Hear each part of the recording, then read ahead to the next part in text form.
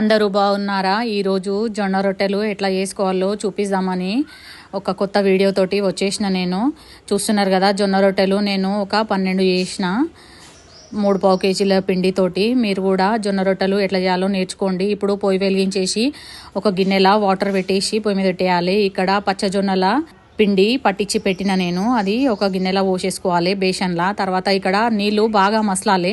మసిలిన తర్వాత మనం పిండి తీసి పెట్టుకున్నాం కదా బేషన్లా, దాని మీద పోసేయాలి. పోసి ఇట్లా నేను చూపిస్తున్న విధంగా కలపాలి బాగా. మళ్ళీ కొన్ని వాటర్ తీసుకొని కూడా మళ్ళీ కలుపుకోవాలి.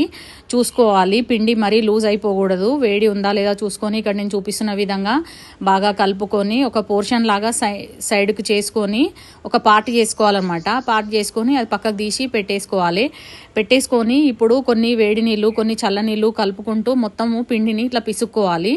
బాగా పిసకాలన్నమాట. ఇక్కడ నేను చూపిస్తున్న విధంగానే పిసకాలి. ఎందుకంటే పిండి మొత్తం అంతా పిసికి పెడితేనే మనకు రొట్టె బాగా సాగుతుంది. రొట్టె మనకు ఇది సాగదు. ఒకవేళ బిగినర్స్ ఎవరైనా ఉంటే గోధుమ పిండి కూడా కలుపుకోండి కొంచెము, అట్లయితే తొందరగా వస్తుంది. నాకు అలవాటే కాబట్టి నేను ఇట్లా రెడీ చేస్తున్న. పిండి పిసకడం అయిపోయింది. ఇప్పుడు రొట్టె వేసేద్దాము. జొన్న రొట్టె ఇక్కడ చూపిస్తున్నా కదా, ఒక టవల్ కప్పి పెట్టేసేయాలి పిండి పిసికిన తర్వాత.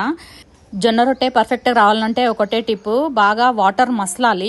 మసిలిన వాటర్నే పిండిలో పోసి పిసుకాలన్నమాట మనము. అట్లయితేనే జొన్న రొట్టె బాగా వస్తుంది. ఇప్పుడు చూడండి నేను జొన్న రొట్టె కొట్టేస్తున్నా.